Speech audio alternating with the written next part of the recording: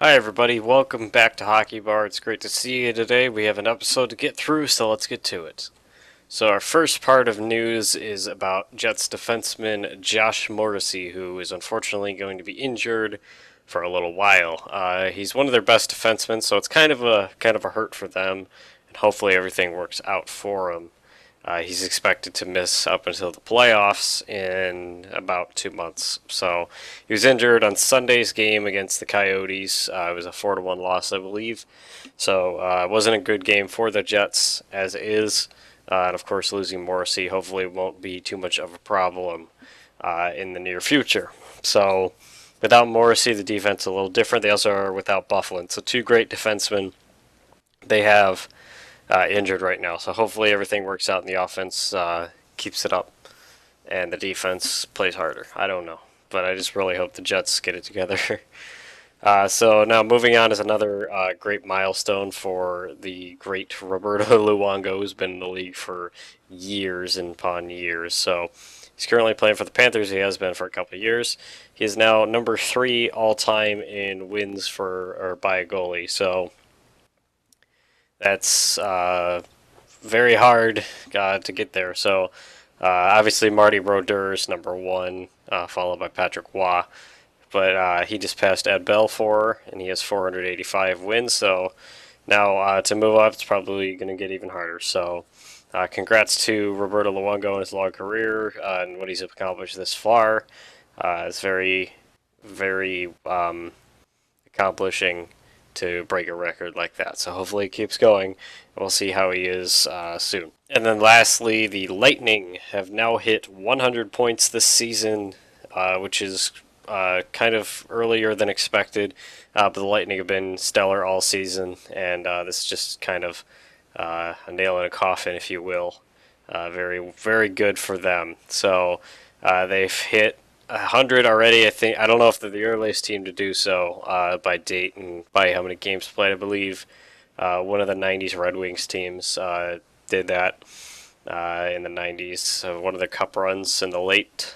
I don't believe, or I don't remember exactly, but I do know it's very quick and it's very impressive. They defeated LA in a shootout after blowing a lead, so it shows the dedication of the team right there.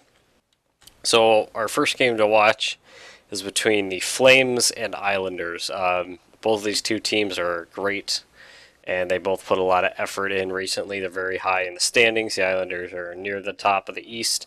Calgary is the top of the West. So very good teams against very good teams. Goaltending wise, I'd say the Islanders have the advantage. Lehner and Greiss are both really good, as we'll get to in a second. But the Flames have a great offense, so we'll have to see how this one. Flames are also have a momentum going. They got multiple wins in a row going into this game, so maybe they can keep that going. And from Long Island, I don't know, but the Islanders are definitely ready for the challenge, I'm sure, and we'll have to see how that one goes. So the second game is an original six matchup between the Canadiens and the Red Wings. This is at home for the Red Wings finally. The last few games they've played against the Canadiens haven't gone their way. One especially not with a huge blowout. The other one was closer than the other. So hopefully on home ice, as there's not many home ice games left, everything goes good for the Red Wings. They have Madison Bowie on the defense now after the trade deadline, so we'll have to see how his chemistry is with the team. Hopefully well.